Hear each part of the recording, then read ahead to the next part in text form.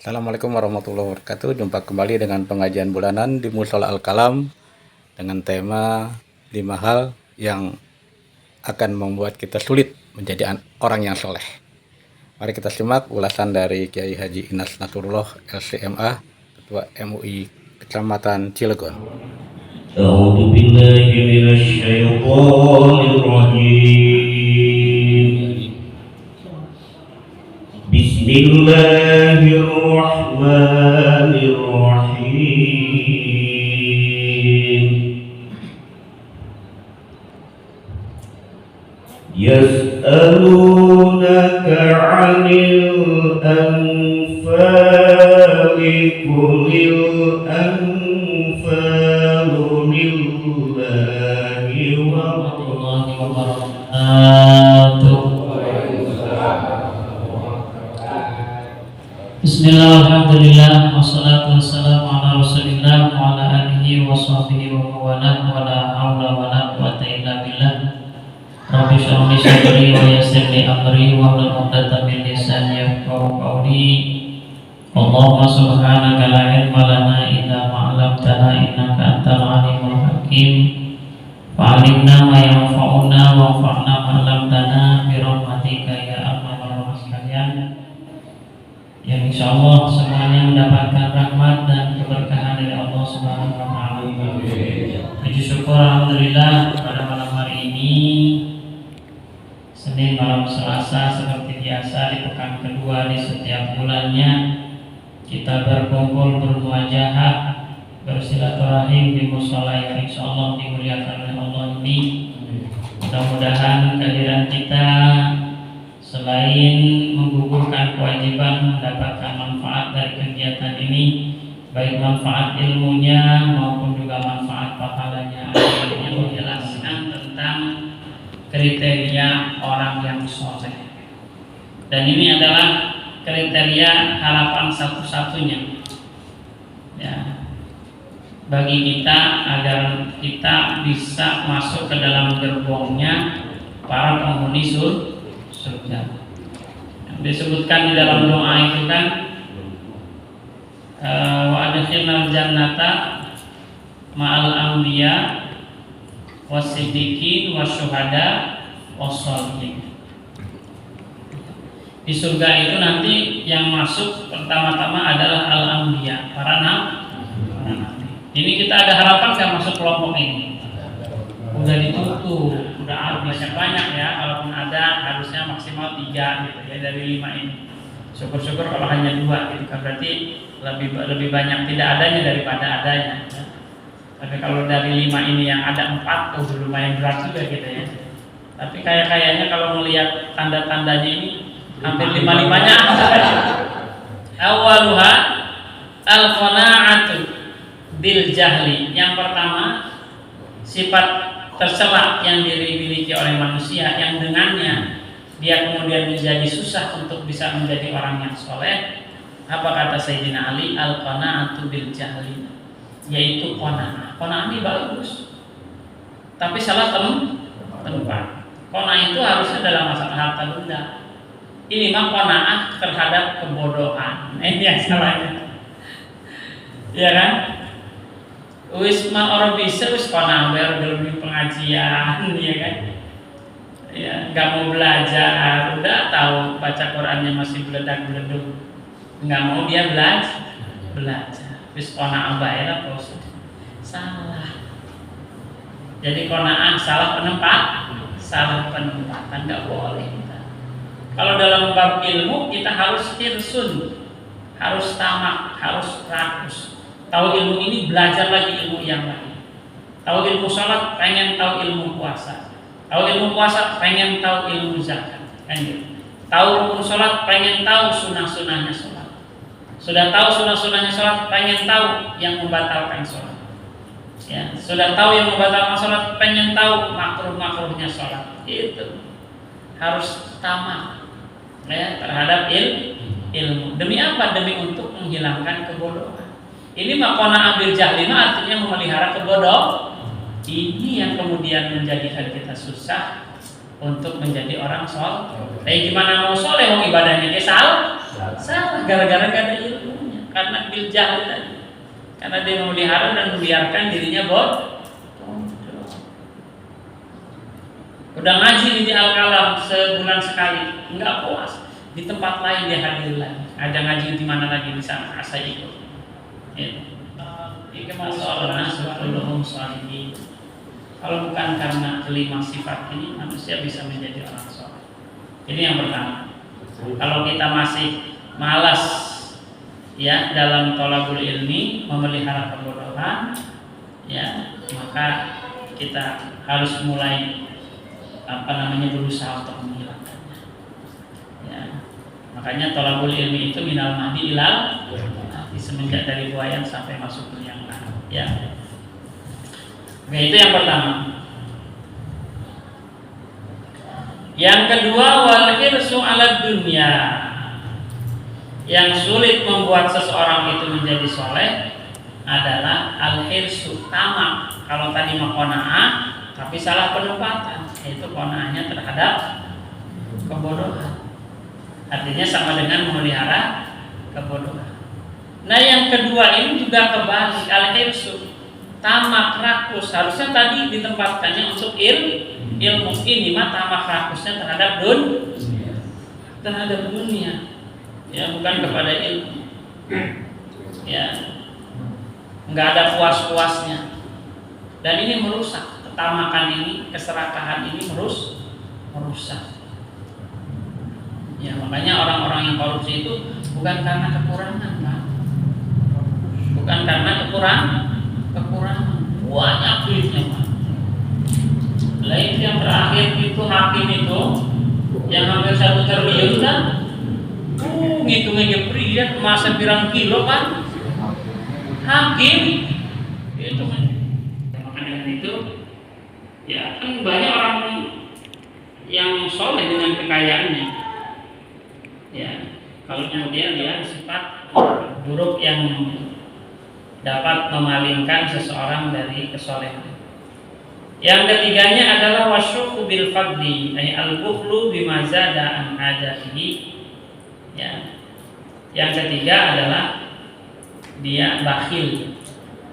Biasanya sepaket kalau sudah dia tamak, rakus, nyekrupnya itu pasti dengan bakhil. Gitu ya. Jangan orang rakus, orang tamak kemudian dermawan. Ya, jarang. Ya, yang seperti itu. Walaupun suka ada pertanyaan, kalau saya katanya gimana? Itu kalau orang uang hasil korupsi katanya dipakai buat bangun masjid, dipakai buat bohong bu, saya bilang nggak ada itu. Kalaupun ada ya mungkin seberapa persennya, gitu kan. Guru dia kedumpel-dumpel sampai korupsi ikan ratus, masa ya dia buat sodako buat ini, nggak ada. Walaupun ada juga percuma, nggak bakalan diterima. Terus kenapa? Kalau masjid mending lah kan gitu ya. Tapi kalau buat jalan-jalan, buat poyak-poyak, buat orang, misalkan buat nyuap orang, udah hasil korupsi buat nyuap pisan, wis gitu mah double-double, menggulung-gulung itu 4 kali dosanya. Nauzubillah min. Jadi kalau kita punya lebih dari kebutuhan kita, jangan beli. Makanya Rasul itu mengajarkan kepada kita dari yang sederhana. Karena kalau yang sederhana saja nggak bisa, apalagi yang besar. Maka demikian Nabi kalau masak, ya kan, sayur banyakin airnya. Itu sebenarnya Pak itu ngajarin supaya kita jangan memiliki sifat tetapi dia sedang berbuat pelit kepada dirinya. Ya, karena kita berlindung kepada Allah dari sifat syukur, dari sifat bakhil. Kemudian yang keempat wariya bil amal. Nah ini juga yang merusak. Ya, sehingga seorang yang harusnya soleh jadi salah. Apa itu? Riya terhadap amal perbuatannya. Gitu, riya. Apalagi sekarang zaman medsos nih kayak ini kan, ini potensi riya. Iya, kalau tidak kuat niatnya mau ada videoin kan gitu. Ya kecuali kita luruskan saja niatnya, dalam rangka watawasau bil haqqi watawasau bis sabr. Sehingga kalau itu tujuannya baik, maka insya Allah pahalanya akan lebih banyak. Ya, karena kalau pengajian begini kan yang nonton paling berapa nih? 1, 2, 3, ada 20 mah. Tapi begitu diupload di medsos, karena semua orang sekarang ini sudah terhubung dengan medsos, ya kan, baik dengan YouTube-nya atau dengan Facebook-nya kan gitu, atau Instagram-nya, selagi dia meluruskan niatnya, Masya Allah akan banyak juga aliran pahala. Makanya hati-hati ya, kita semua ini jangan sembarang like and subscribe and share yang nggak bagus. Ya kalau kita mau like and subscribe gitu kan, apalagi share, pilihlah konten yang baik, yang ada nilai dakwahnya, yang ada nilai-nilai nasihatnya. Jangan ini mah konten-konten kreator, apalagi porno, apalagi kemudian ada mengumbar aurat kita lain. Dan solehnya amal itu kan tidak hanya dari segi bagus, tidak benar tidaknya sebuah amal, tapi juga ditinjau dari niat. Nah, yang merusak amalan kita itu salah satunya adalah apabila niat kita rusak, yaitu dicampuri dengan riya. Apa sih riya itu? Nah, riya itu di sini adalah bimula'adhati ghairillahi fi, dengan dia mengharapkan perhatian selain daripada Allah. Kalau yang tidak riya ataupun ikhlas itu dalam beramal tidak ada yang ingin kemudian dia mendapatkan perhatian Allah, ridho kepada kita, kan gitu. Nah, kalau yang riya itu bimula'adhati ghairillahi, dia harapkan ada perhatian dari orang lain, sehingga dia ingin mendapatkan pujian, sanjungan dan lain sebagainya. Ya, memang berat. Makanya dia itu, Rasulullah itu tidak takut, kata Rasul, umatku ini nanti menyembah berhala. Dan itu sesuatu yang jelas. Justru yang lebih saya takuti dari umatku adalah riya, asyirkul khafi, syirik yang tersembunyi. Riya itu digambarkan seperti semut hitam berjalan di dinding ataupun di tanah yang hitam, kemudian di malam hari yang gelap gulita. Kecuali orang yang betul-betul waspada, dia akan merasakan atau melihat kehadiran semut itu.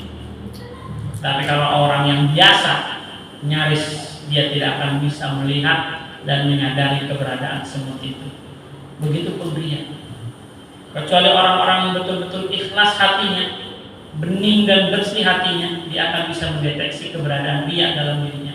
Mungkin dia langsung beristighfar, astagfirullah, sehingga dia menyadari. Ketika menyadari, ya dia bisa menjauhi dan menghindarnya.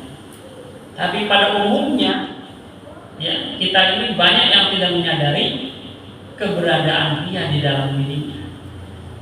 Ya, oleh karena itu, inilah kata Sayyidina Ali yang menjadikan manusia ini, kalau bukan karena ini dia bisa menjadi soleh, tapi karena terjangkit sifat riya ini, banyak yang kemudian dari soleh menjadi salah. Harusnya soleh dengan mendapatkan pahala dari Allah, tetapi gara-gara adanya riya, dia salah dan kemudian berharap dari selain Allah. Baik. Yang kelima, wal ijab birra'yi, yaitu takjub dan membanggakan birra'yi terhadap pendapatnya. Ai al-istisan bi aqlihi wa tadbirihi, yakni menganggap paling baik ya akalnya dan juga pendapat dan idenya. Wa tarafu bidzalika, dan dia merasa tinggi dengan hal itu. Apa efeknya orang ijab birra'yi itu? Sulit menerima masuk. Ya, kenapa? Karena merasa paling benar. Ya, apa istilahnya, benar bewek, gitu ya. Nah, dampaknya akhirnya dia sulit menerima nasihat dan masukan dari yang lain. Ini berbahaya. Maka kita dalam keluarga, dalam masyarakat, ya, boleh kita menyampaikan ide gagasan, tapi tidak harus kemudian selalu ide dan gagasan kita yang kemudian pengen dimenangkan, pengen dipakai. Ya, gitu. Baik di dalam lingkungan keluarga maupun di lingkungan masyarakat. Kalau saran pendapat silakan sampaikan. Gagasan itu kalau diterima, alhamdulillah. bilang, mungkin dengan argumentasi yang lebih jelas.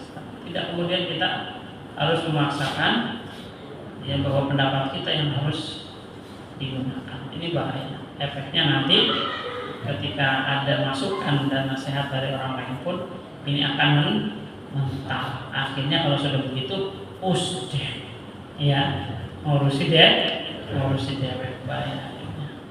Ya, itu tidak boleh. Sepintar apapun kita, karena di atas langit ada langit kan gitu.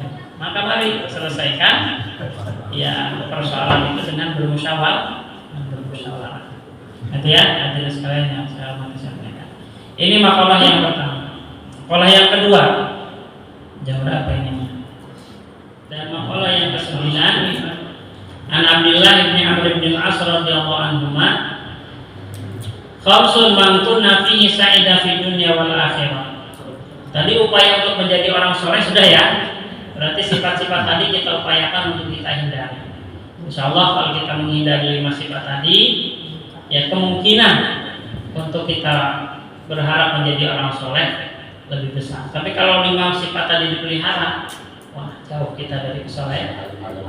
Yang ada kita setiap hari selalu salah. Ya. Nah, setelahnya kita berusaha untuk menjadi orang soleh, selanjutnya tentu kita ingin menjadi orang yang bahagia baik di dunia maupun di akhirat. Dan ini memang harapan kita. Rabbana atina fid dunya hasanah fil akhirati hasanah. Atau dibiarkan sengsara aja. Tidak ya. Kita selama ini di dunia sudah bahagia belum? Alhamdulillah ya, sudah bahagia ya. Alhamdulillah. Ada wajah-wajah bahagia. Amaluha ayat la ilaha illallah Muhammadur Rasulullah akan ba'da waktu. Kuncinya ataupun caranya agar bisa selalu bahagia di dunia dan akhirat adalah dengan cara yang pertama dia selalu berzikir, mengingat Allah dengan mengucap kalimat la ilaha illallah Muhammadur Rasulullah. Siap? La ilaha illallah Muhammadur Rasulullah. La ilaha illallah Muhammadur Rasulullah. Qala inna lillahi wa inna ilaihi raji'un wa la haula wa la quwata illa billahil aliyyil azim. Dan ketika dia diuji dengan suatu ujian, maka ia berpegang teguh dengan mengucapkan kalimat inna lillahi wa inna ilaihi raji'un wa la haula wa la quwata illa billahil aliyyil azim. Supaya hati kita tidak goyah, ya kita tetap teguh. Ya, karena makna la ilaha illallah itu kita ini milik Allah. Kita ini diciptakan oleh Allah dan kita akan kembali kepadanya. Selesai sudah.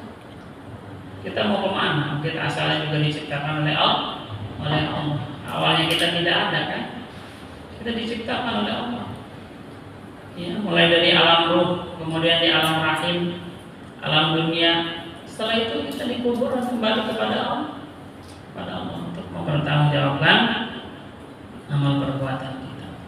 Maka insya Allah dengan prinsip ini ya kita akan enjoy saja. Karena hanya ada 2 yang akan kita alami. Kalau kita tidak meninggalkan, kita ditinggalkan. Atau ada waktunya kita ditinggalkan, ada waktunya kita meninggalkan. Selesai. Ya, hanya tinggal dipergilirkan waktu. Ya nikmatan qala alhamdulillahi rabbil alamin syukran lin nikmah. Nah, sebaliknya kalau kita diberikan kenikmatan oleh Allah, segera kita pun berucap alhamdulillahi rabbil alamin sebagai ungkapan wujud rasa syukur kita kepada Allah. Ya, salat berjamaah ya. Jangan kurang-kurang, jangan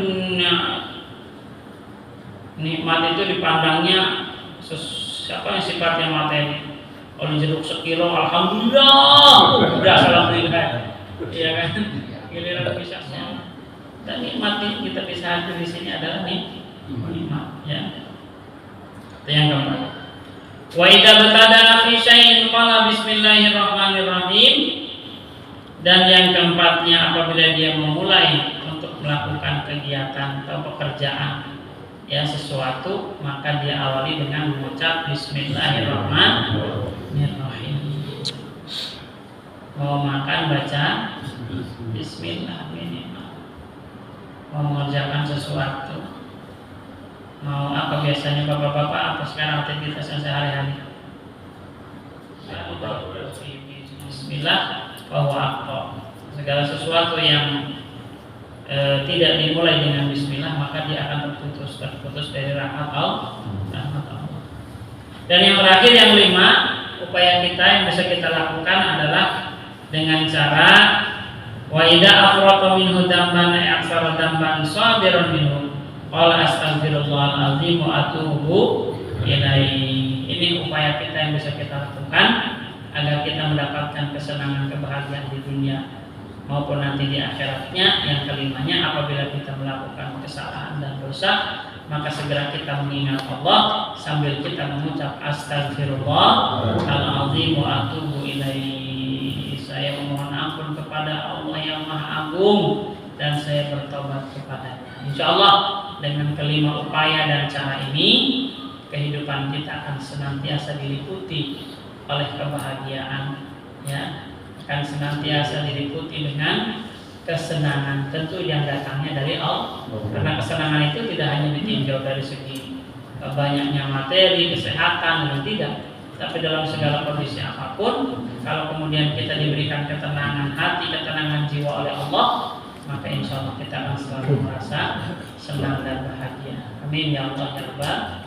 Ya, walaupun kalau di sini keterangannya ada tambahan yang tidak hanya la ilaha illallah tapi Muhammadur, tapi oke, nggak jadi masalah, mau la ilaha illallah saja, mau komplit dengan Muhammad Rasulullah. Intinya bagaimana kita, apalagi kalau kemudian sampai dengan akhir hayat kita, kalimat terakhirnya pengen kalimat tersebut, pengen kalimat yang sangat mulia tersebut, maka memang kita selama hidup harus membiasa, karena nanti seorang itu meninggal ya pada dasarnya adalah tergantung daripada kebiasaan.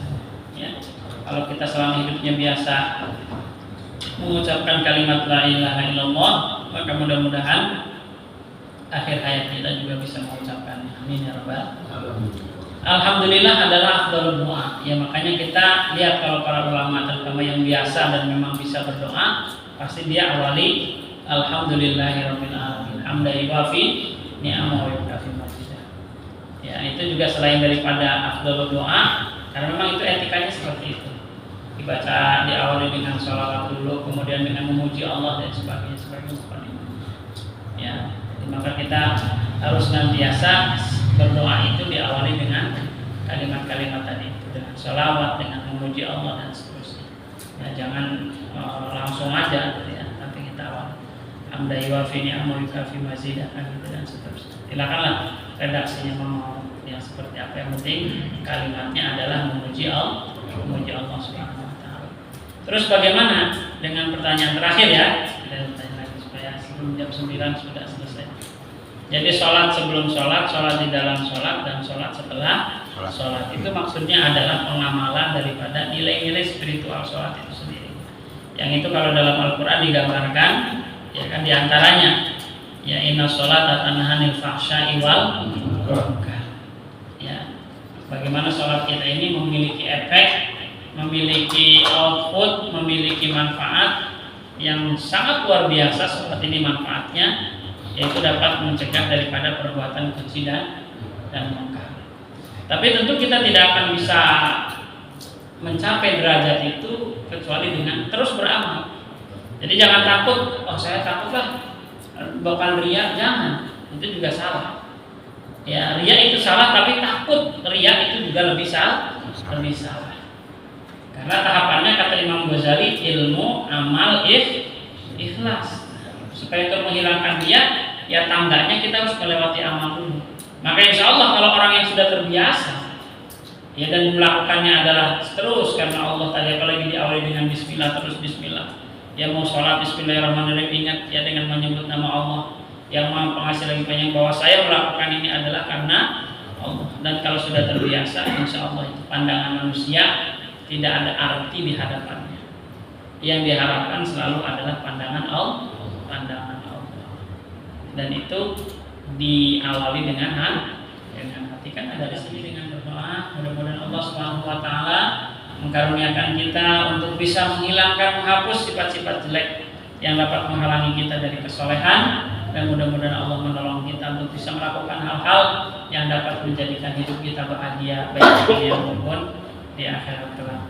Allahumma sholli ala sayyidina Muhammadin wa ala alihi wa sahbihi wa barik wa sallim wa radhiyallahu wa ta'ala an sahabati Rasulillah ajma'in. Amin ya Allah ya rabbal alamin. Allahumma ja'al jama'ana hadha jama'an marhuma wa tafarraqana min ba'di tafarraqa ma'sum wa taj'al fina wa lamina wa la ma'ana syaqiyya rumah birahmatika ya arhamar rahimin. Tumpuan manusia, utamakanlah pandangan Allah daripada pandangan manusia. Wassalamun ala mursalin walhamdulillahi rabbil alamin. Wassalamualaikum warahmatullahi wabarakatuh. Alhamdulillah hari ini selesai sudah tausiah kita pengajian bulanan setiap hari Senin di Mushola Al-Kalam BBS 2 Cirebon. Semoga bermanfaat dan menginspirasi kita semua. Assalamualaikum warahmatullahi wabarakatuh. Mohon maaf lahir dan batin.